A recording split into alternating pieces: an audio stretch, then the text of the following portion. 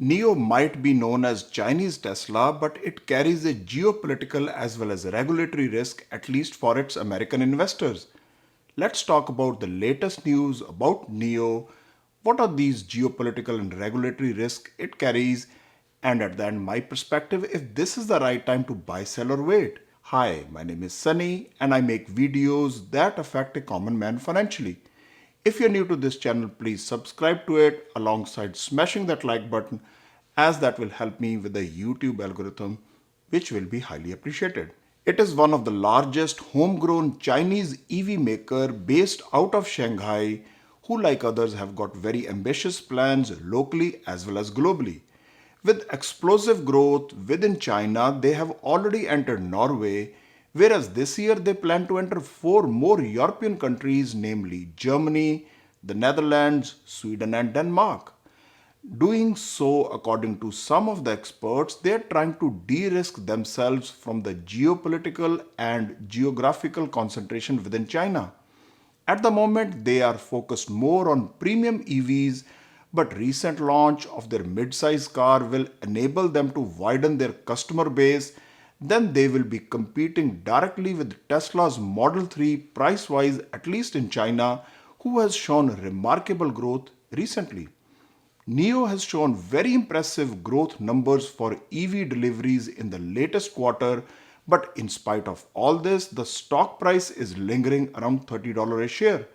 In my limited wisdom, there are other factors like geopolitical and regulatory risks which are hampering its stock price. According to Chinese law, outsiders cannot have any stake in their companies.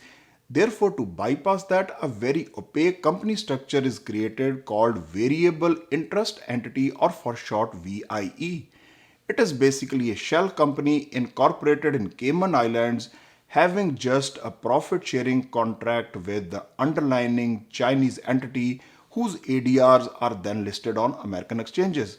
Therefore, when you buy ADRs for Chinese companies, you are buying ownership stake in that Cayman Island entity, not the actual ownership or any voting right in the Chinese company itself.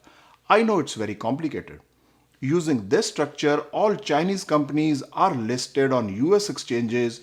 Therefore, it creates a unique situation for foreign investors since Chinese regulators have never endorsed this VIE.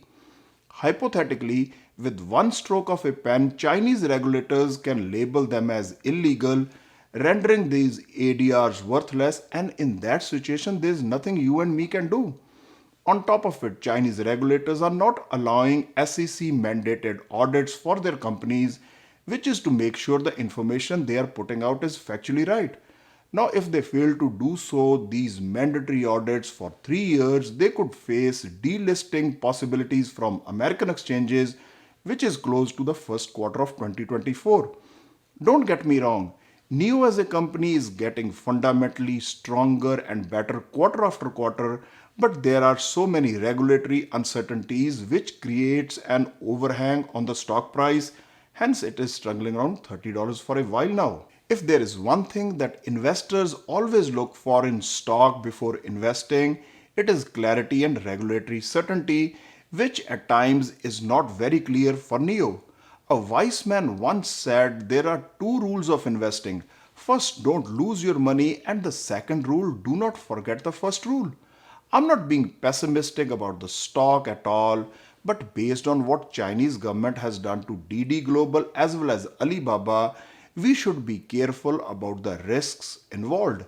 I know some of the things that I'm mentioning might look very extreme to some, but as investors, we should value a stock in such a way that the downside risk is always protected. It does not mean that I don't have NIO in my portfolio, but definitely have not gone crazy like what I have done with Tesla.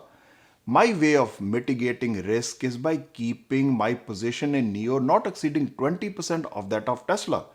Is that the right thing to do technically? I don't know, but that is what I'm comfortable with. I always wanted to be transparent with my audience, therefore, as a disclaimer, I am buying NIO at these levels, but I'm buying Tesla too while keeping the ratio of NIO to Tesla not exceeding 20%. But that is me, I might be wrong. Do your own due diligence before investing based on your risk tolerance. As a disclaimer, I'm not a financial advisor. Please consult one before investing based on your personal financial situation. This is my take on the topic, NIO's political risk. If you like the content that I make, please help me and my channel by liking, sharing, and subscribing to it. Thanks for watching and see you in the next one.